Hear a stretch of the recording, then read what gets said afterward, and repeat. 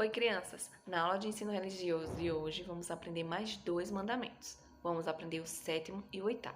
Mas antes de começarmos, vamos orar. Então, todo mundo fechando seus olhinhos e oremos. Senhor Deus, maravilhoso Pai, queremos te agradecer, Senhor, por mais um dia que o Senhor nos dá. Obrigada, Deus, porque Tu és bom todo o tempo, tem cuidado de nós. Deus, nos livra desse vírus mal. Deus, nos livra desse vírus mal.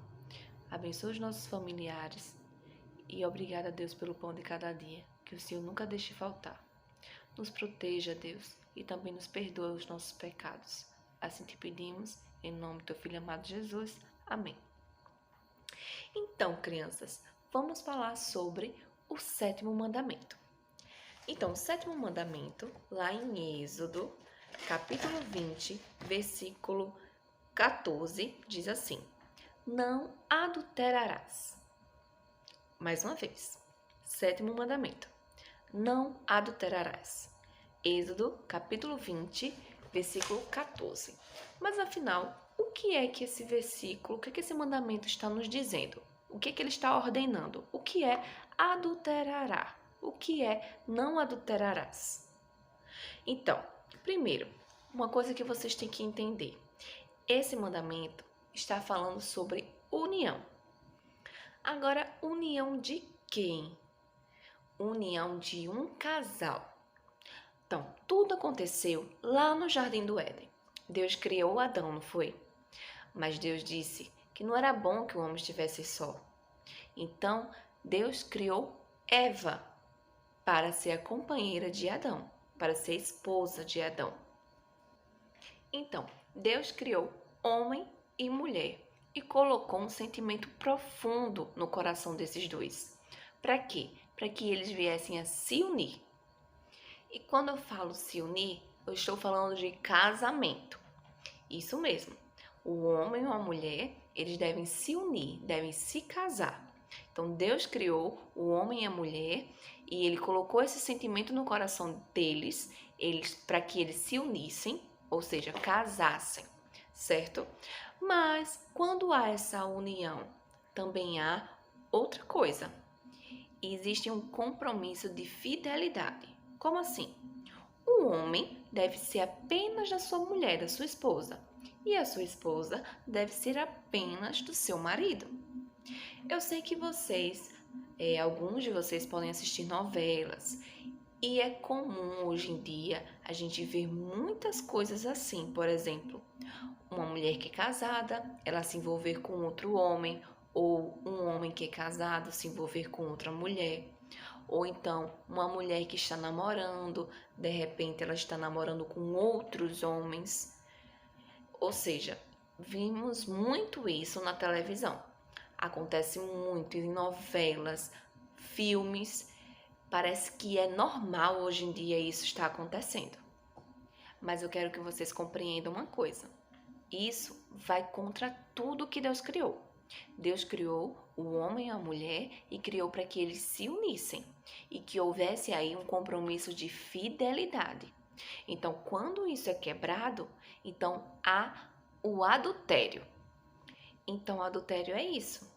É quando há aquela quebra da fidelidade entre o marido e a mulher. Ou seja, a mulher e o homem são casados, é para eles viverem unidos nesse matrimônio. Então, quando um se envolve com outra mulher ou a mulher se envolve com outro homem sem ser o seu marido, então isso aí há uma infidelidade, há o adultério. A Bíblia conta a história de um rapaz que ele conseguiu se livrar de uma mulher que era infiel ao seu marido. O nome desse jovem era José. José, ele era o filho de Jacó. Tinha outros irmãos. Na verdade, ele tinha 11 irmãos. José, ele sofreu muito com seus irmãos porque os seus irmãos tinham inveja dele. Achavam que o pai amava mais José. Então, seus irmãos, eles fizeram planos para matar José, só que acabaram que venderam José como escravo lá para o Egito.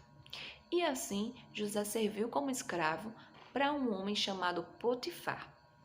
Esse homem, Potifar, se agradou muito de José, porque aonde José ia, José ele mostrava que era um jovem temente a Deus. Embora os egípcios, acreditavam em vários deuses, mas José ele se mostrava ser um jovem diferente. Então, José começou a trabalhar na casa desse homem chamado Potifar. Só que Potifar tinha uma esposa. E essa esposa, ela era infiel. Ela não só respeitava, olha só, como mulher casada, ela não poderia se envolver com outros homens. E o que aconteceu? Certo dia, José trabalhando lá na casa de Potifar, Potifar encarregou dele de cuidar de toda a casa. Olha só a responsabilidade que deram a José. Isso porque Potifar confiava muito em José. Mas a esposa de Potifar se aproveitou dessa situação e ela queria que José cedesse aos encantos dela. Só que José não fez isso. Todos os dias, a esposa de Potifar tentava conquistar José. Mas José, ele sabia que um homem só deve se envolver com a sua esposa. E José não era casado. E principalmente, ele não iria se envolver com a esposa do seu patrão. E José disse isso a ela, mas ela não desistiu. Então, certo dia, ela esperou que a casa estivesse vazia, sem nenhum empregado por perto. Quando José apareceu, ela puxou a capa de José. E o que é que vocês acham que José fez? Ele fugiu. José fugiu. Ele sabia que se ele ficasse, ele iria acabar pecando contra Deus. Então ele fugiu, saiu, correu da aparência do mal. E ela, a esposa de Potifar, ainda conseguiu segurar a capa de José. E vocês acham que qual foi a recompensa de José por ter sido obediente? José acabou sendo preso. Isso mesmo. Mesmo José sendo obediente, ele acabou sendo preso. Por quê? Porque essa mulher, ela não se contentou de ter sido rejeitada. Então, ela mentiu para o seu marido. Disse que José queria fazer mal a ela. E o marido acreditou e acabou mandando prender José. E José foi preso, mesmo sem ter cometido mal algum. Então, crianças, prestem atenção. Mesmo José sendo obediente, Deus permitiu que ele fosse preso. Por quê? Porque futuramente, anos mais à frente, Deus ia abençoar José. Ele seria o segundo homem mais importante de todo o Egito. Ele seria o governador. Então, Deus estava com José, porque ele era um jovem fiel ao Senhor, temente ao Senhor. Ele buscava cumprir os seus mandamentos. E nesse momento aqui, ele não pecou contra o Senhor. Ele sabia que aquela mulher era uma mulher adúltera, ou seja, ela traía o seu marido. Mas José não caiu na armadilha dela. Deus ajudou José a fugir da aparência do mal.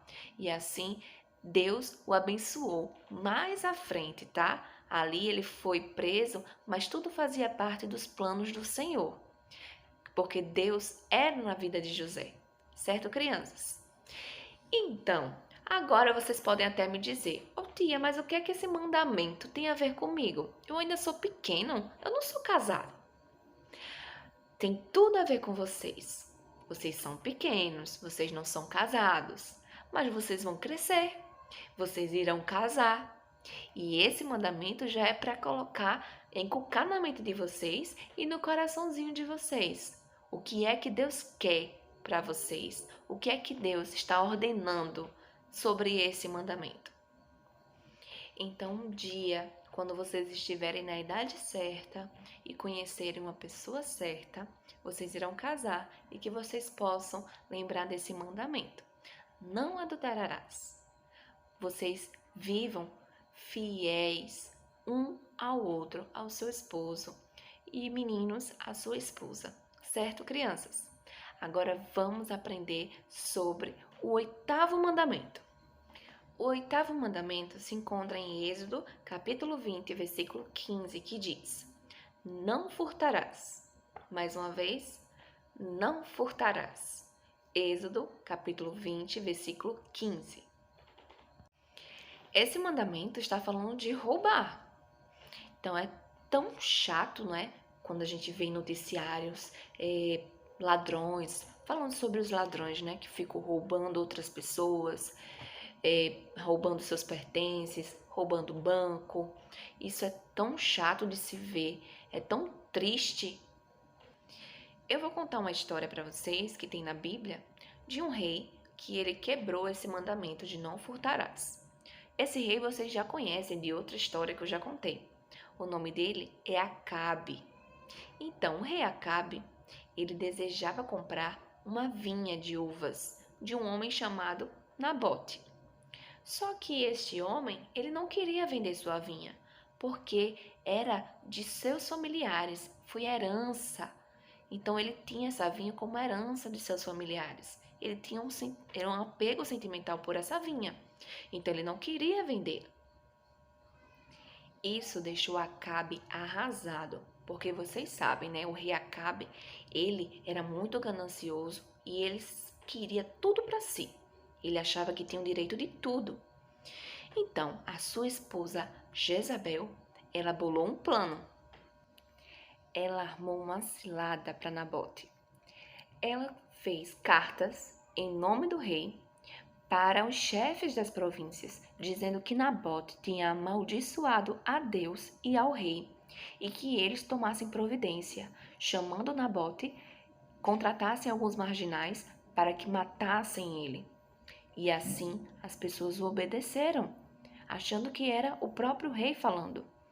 E acreditaram nisso, que Nabote tinha amaldiçoado a Deus e ao rei. E o que aconteceu com Nabote? Ele foi apedrejado e morto. E quando a rainha Jezabel soube disso, ela foi logo avisar o rei que agora o rei tinha a vinha de uvas, porque o Nabote, o homem, né, Nabote, tinha morrido. Então, com o caminho livre, agora o rei Acabe conseguiu o que queria, que era a vinha de Nabote. Logo no início, Acabe fez certo. Procurou Nabote, disse que queria comprar a vinha. Só que Nabote ele não queria vender, porque era algo de herança, tinha passado de geração a geração. Mas o que é que o rei poderia ter feito? Deveria ter se conformado, ter procurado outra vinha, mas não, ele ficou com aquele desejo que só queria a vinha de Nabote. E aquele desejo o consumiu, a ponto de que ele ficou sem comer, ficou com a cara triste, emburrada. E a sua esposa, Jezabel, ela maquinou o mal. Ela queria que o marido tivesse o desejo realizado, que era a vinha. Então ela inventou uma mentira contra Nabote. Nabote foi morto por causa disso. E o rei conseguiu tanto que queria, que era a vinha. Mas a que custo? A custo de um roubo, porque acabou que Nabote foi morto.